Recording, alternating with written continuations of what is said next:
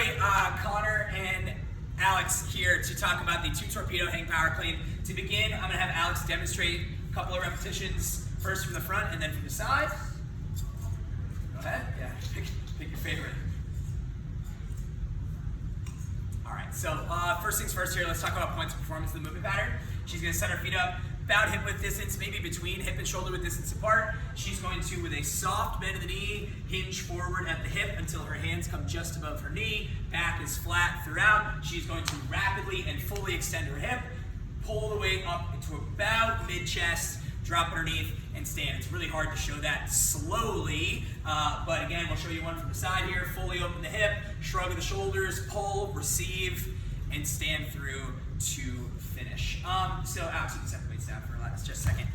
The objective of the hang power clean, so you understand, is to be able to move weight as efficiently as possible from above the knee into a position where we can get the weight to the shoulder. The idea is that it's heavy enough that you can't just muscle clean it, so we've got to drop down a little bit and then use the strength of your legs to stand all the way up. And technically, the power position refers to any flexion of the hip that is between 0 and 90 degrees. So this would count as a power clean, this counts as a power clean, this counts as a power clean, etc., etc., etc.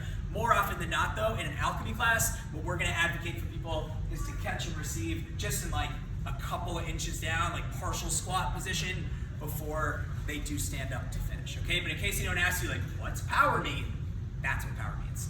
Okay, now, having addressed points of performance, let's talk about common faults with the movement pattern. So, using 1 torpedo for ease of reference, the first thing I want to draw your attention to is an early pull of the elbows, which is to say that see her elbows bend before her hips are open. Again, one more time, Alex, go ahead. She's really exaggerating it.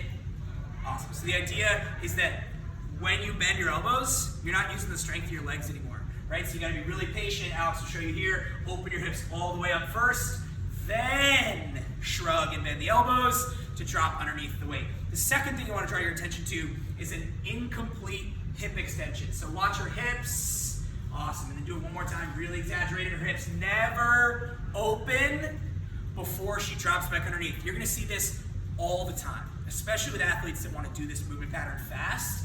They're only going to come to about here and then drop under and stand up.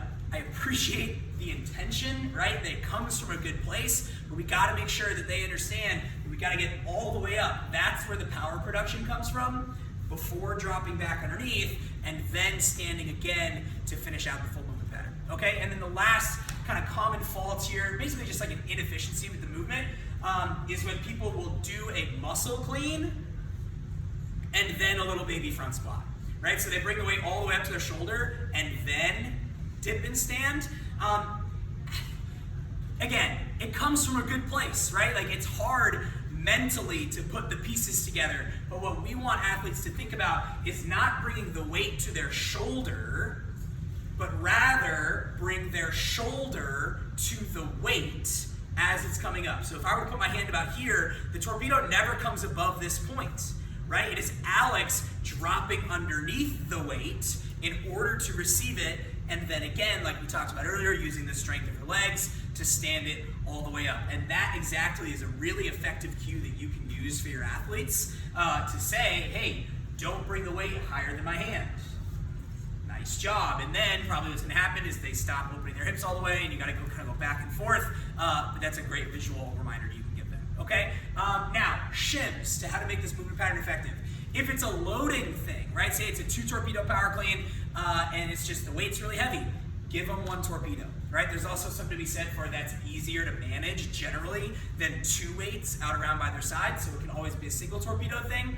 Otherwise, if it's just a matter of like mentally putting the pieces together, you can actually, I know we just talked about people doing it wrong this way, but you can have people do a muscle clean and then do a muscle clean plus a little baby front squat. And then eventually they start to work their way towards catching underneath the weight, right? And as you do this, some effective cues to think about: fast elbows, to the catch position. When in doubt, that usually means that they're getting through really fast and they're keeping a nice upright torso.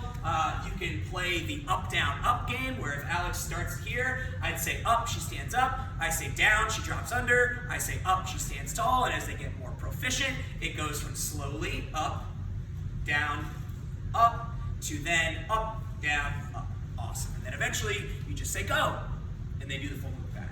All right, so that's the 2 torpedo hang power clean, or the 1 torpedo hang power clean. As always with this stuff, please let us know if you have any questions.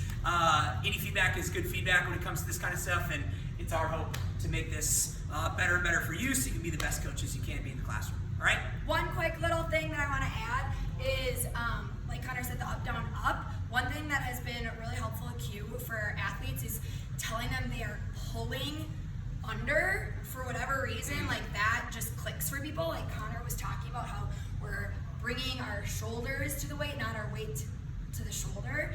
So just thinking about as they come up, they're pulling their bodies underneath to land in that catch position. Yeah. That helps with kind of like the mental mind mess up that they get when they are doing this. It is a little bit of like that confusion where they hear like, well, I'm going back down, why do I have to open my hips? But if you tell them to come all the way up, pull themselves underneath into that catch position, that helps them to understand they're pulling under. And then someone gave me the cue, I don't remember who, I think it was Brock.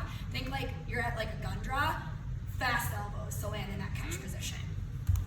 That's it.